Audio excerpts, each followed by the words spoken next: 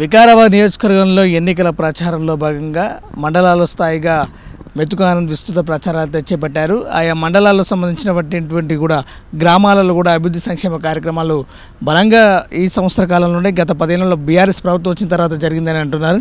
మర్పల్లి మండలం తుమ్మలపల్లి గ్రామానికి చెందినటువంటి వార్డు మెంబర్ ప్రసాద్ గౌడ్ మనతో ఉన్నారు. ప్రస్తుతం ఈ ప్రాంతం గతంలో ఎలా ఉండేది, ఇప్పుడు ఎలా ఉంది, కార్యక్రమాలు చేయబోతున్నారు అంశాల మీద మాట్లాడదాం.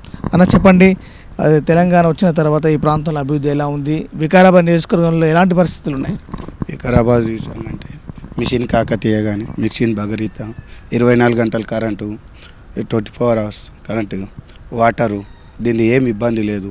పింఛన్లు కానీ మనకు రైతు బంధు కానీ రైతు బీమా కానీ ఈ మన టీఆర్ఎస్ ప్రభుత్వం వచ్చిన సార్ చాలా అభివృద్ధి జరిగింది.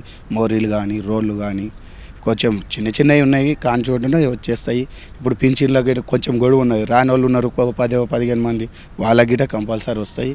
ఇస్తాం. మనం మెతుకు ఆనంద్కు భారీ మెజార్టీ ఇస్తాం. కారు గుర్తు కొట్టేసి కేసీఆర్ని మళ్ళీ గెలిపించుకుంటాం. అభివృద్ధి బాగానే ఉంది, చాలా బాగుంది.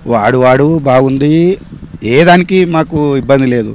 ముందు 60 ఏళ్ళు చేసారు కానీ వాళ్ళు ఏమి చేయలేరు. మాకు 10 ఏళ్ళ నుంచి చాలా అభివృద్ధి జరిగింది. వచ్చిండండి, అందుబాటులో ఉంటాడు. మీతో ప్రోగ్రాంలో గిట్ట వచ్చాడు, తర్వాత గిట్ట వచ్చిండు, మొన్న గిట్ట వచ్చి చెప్పిపోయిండు. మాకు కానీ పనులు గిట్ట ఉంటే మళ్ళీ చేసుకుంటాం. ఆనంద్ సార్ని గెలిపించుకుంటాం.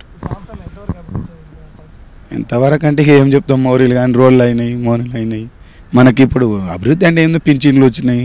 200 పింఛన్ ఉండవు, ఇప్పుడు 2016 వచ్చి 2016 4016 గిట్ట వచ్చేసి అట్లా అభివృద్ధి చాలా జరుగుతుంది. కాబట్టి మేము టీఆర్ఎస్కి పట్టం కడుతున్నాం.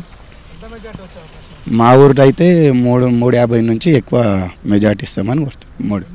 సమక్ష లాంటిగా ఇప్పుడు రాని వాళ్ళు ఉంటే చెప్తారు మాకు పింఛన్ రాలేదు అంటే, లేదమ్మా ఇట్లా ఏదో తప్పు వల్ల రాకుండొచ్చు, దాన్ని సరిచేసి మీకు ఇప్పించే బాధ్యత మేము తీసుకుంటాం.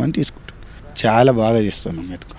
ఇప్పుడు గెలిపించుకొని మళ్ళీ అభివృద్ధి ఇంకా తీసుకున్నాలి, మా ఊరికి పనులు చేసుకున్నాలి, రోడ్లు కానీ మోరీలు కానీ ఇంకా డెవలప్మెంట్ చేయాలని